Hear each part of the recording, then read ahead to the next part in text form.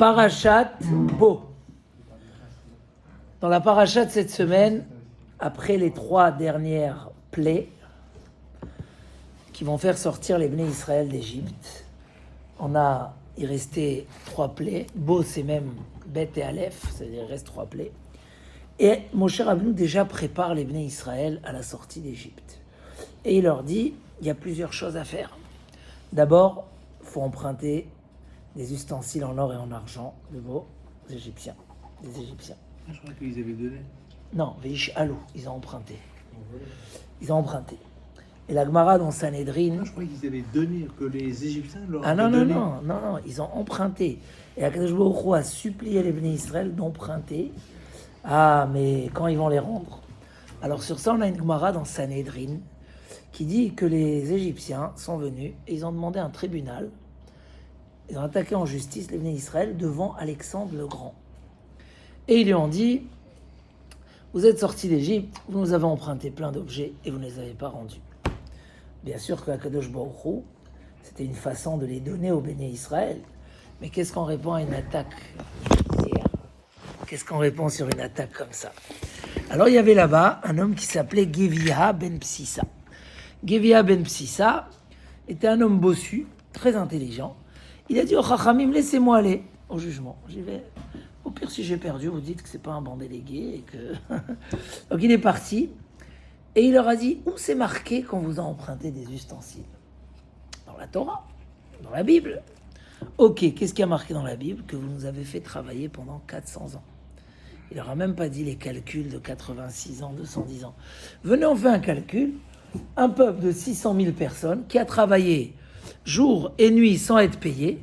Combien vous nous devez? Et comme ça, nous, on va vous rendre les ustensiles, mais vous devrez nous payer.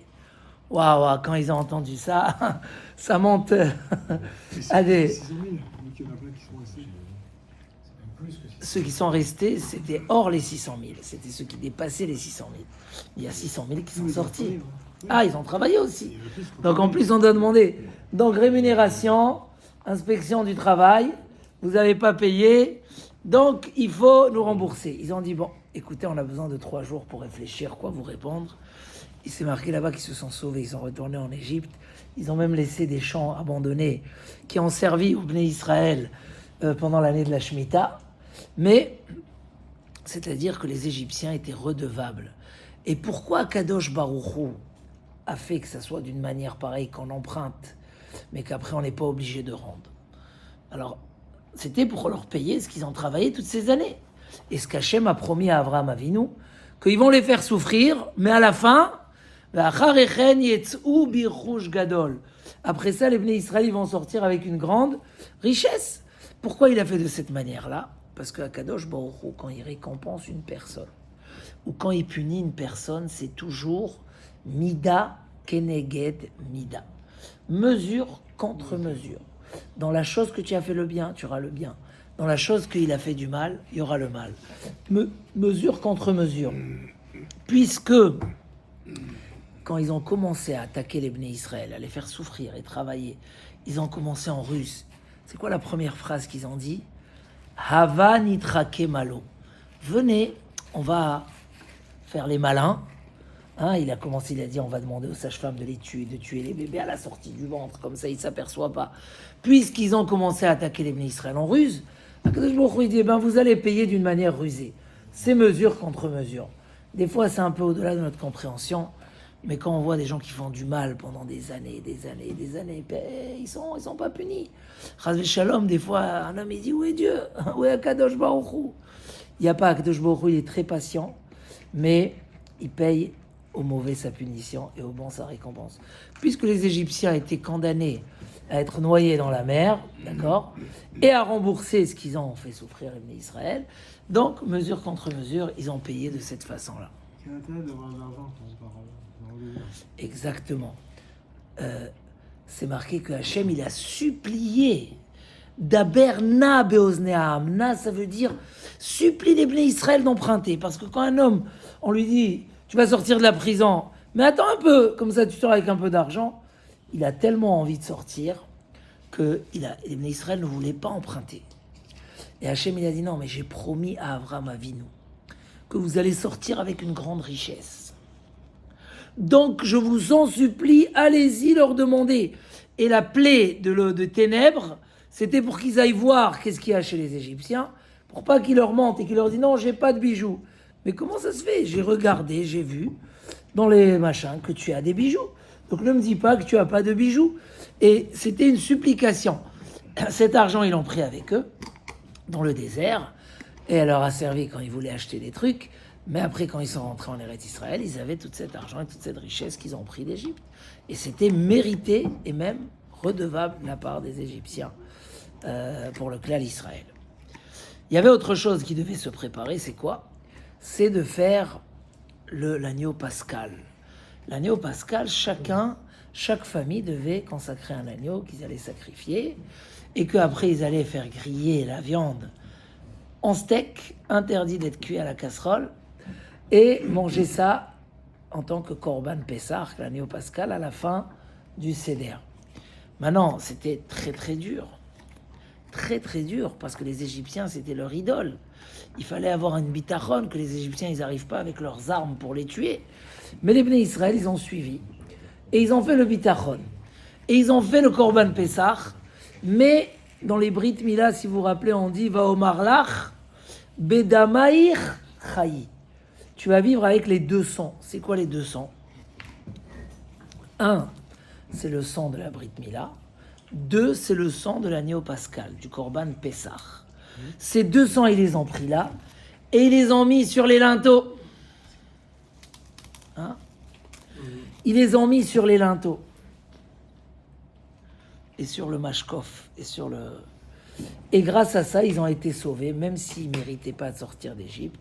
Quand il y a eu la plaie, la mort des premiers-nés, ils ont été sauvés grâce à ce qu'ils ont fait cette abnégation de prendre le Korban Pessah, qui était l'idole des Égyptiens, l'annuler et montrer qu'il n'y a que Akadosh Baruch Hu, En Od Milevado.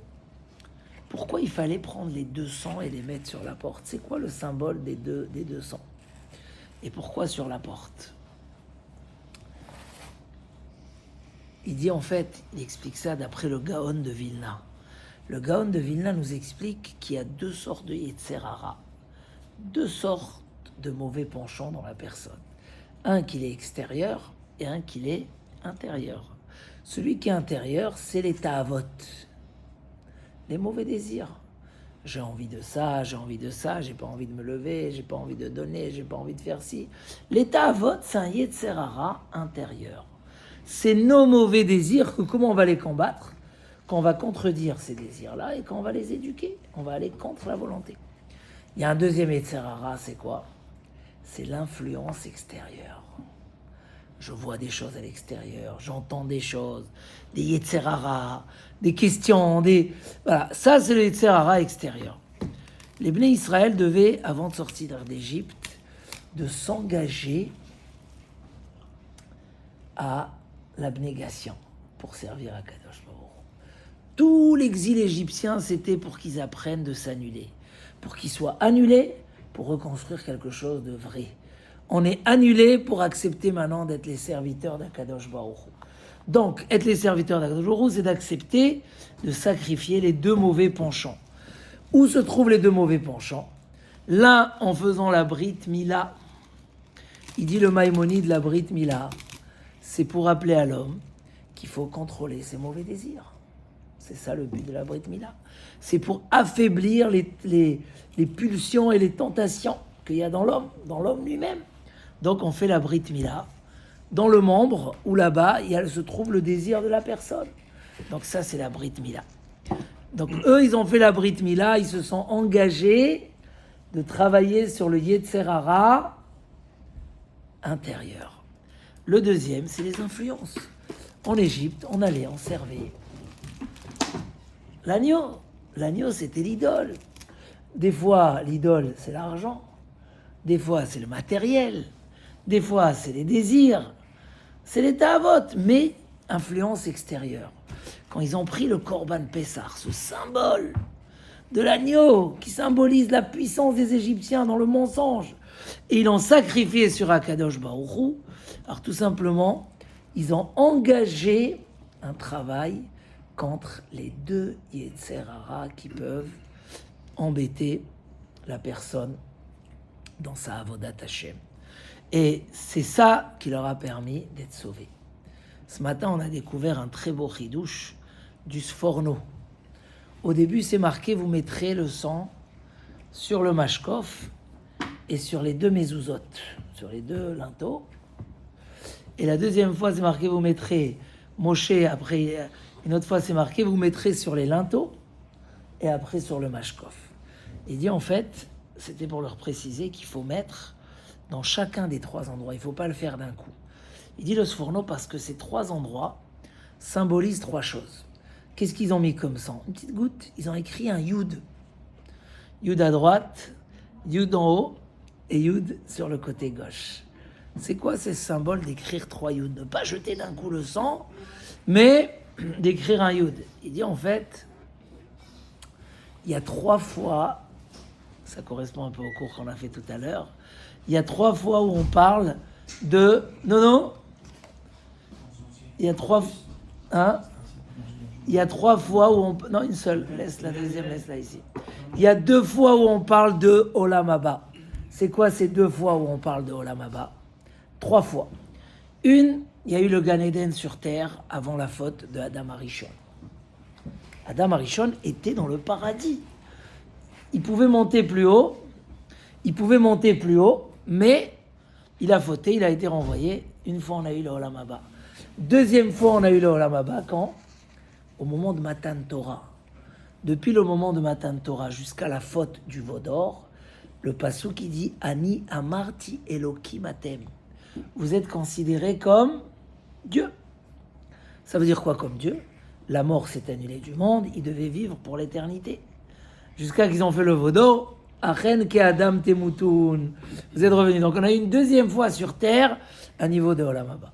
Et le troisième, c'est après 120 ans et quand le Mashiach va venir, Be'ezrat Hashem.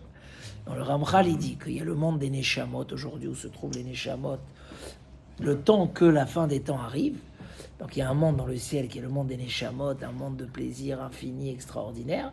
Et quand le Mashiach va arriver, il y aura le Olam Haba, c'est un autre niveau. Et là, il y aura la résurrection des morts, etc. Donc, pour leur faire le remez des trois temps qu'il y a eu, alors ils devaient mettre trois Yud sur les trois côtés de la porte. Mais pourquoi leur parler de ça à ce moment-là? Parce que justement, puisqu'on a expliqué que le sang, c'était de consacrer, alors on leur a rappelé ces trois principes. Qu'un homme a goûté déjà au Olam Haba. Adam Arishon, il a goûté. Et notre but, pourquoi on a goûté? C'est pour qu'on puisse y revenir. Yaakov Avinu, il a réussi. Il est arrivé au niveau de Adam Arishon avant la faute. Donc, on leur rappelle que comment on va sacrifier sans sentir qu'on sacrifie. Dans la simcha, on va annuler les Yetzer Hara, on ne va pas les suivre. Un, en se rappelant qu'on a connu cette grandeur-là. Deux, que là, ils vont sortir, ils vont recevoir la Torah. Ils vont regoûter que par la Torah, on peut mériter à nouveau le Olam Haba. Et trois, leur rappeler que c'est le but de tout le monde. Comme dit le Messiat Yesharim, l'homme n'a pas été créé dans ce monde-là pour ne rien faire. Non, Adam le Amal Yulad. L'homme, il a été créé pour le labeur. Adam lo nivra ba'avur matzavo ba'olam hazeh. On n'a pas été créé pour se faire une situation dans ce monde-là, mais pour se faire une situation dans ce monde futur. Mais ce monde-là est une préparation et un moyen pour arriver dans le monde futur. Comme on dit nos chachamim, Haolam hazeh domeh lifros d'or. Ce monde-là ressemble à un couloir. Bifnei Olam Haba, devant un palais. Tu traverses le couloir pour arriver au palais. Donc oui, dans ce monde-là, on a besoin aussi des outils et des moyens et de vivre bien pour pouvoir faire le travail qu'on doit faire. Mais l'objectif, c'est le bout. Et qu'est-ce qui fait qu'on arrive à l'objectif? C'est par les moyens qu'on rencontre dans notre vie. C'est quoi les moyens qu'on rencontre dans notre vie? C'est les mitzvot. Asher tzivanu alehem. C'est le mitzvot, c'est les limud à Torah. Donc les Bnei Israël devaient sortir d'Égypte avec un objectif. Ils devaient sortir d'Égypte, ils devaient savoir c'est quoi l'objectif, quel est l'intérêt de pourquoi ils sortent d'Égypte. Et le fait qu'ils acceptent de travailler, de monter, d'évoluer, c'est ce qui a fait que quoi? Qu'ils ont été sauvés et qu'ils ont pu sortir de Mitzrayim. Alors, Bezrat Hashem, ne pas avoir peur d'aucun Yetzer Hara, ni celui de l'intérieur, ni celui de l'extérieur. Toujours, voilà, dans l'évolution. Le rappel de notre passé nous aide à travailler ça. Le rappel de la Torah nous aide à... Et le rappel du futur nous rappelle ces objectifs-là. Chazak, Chazak, Benit Razek.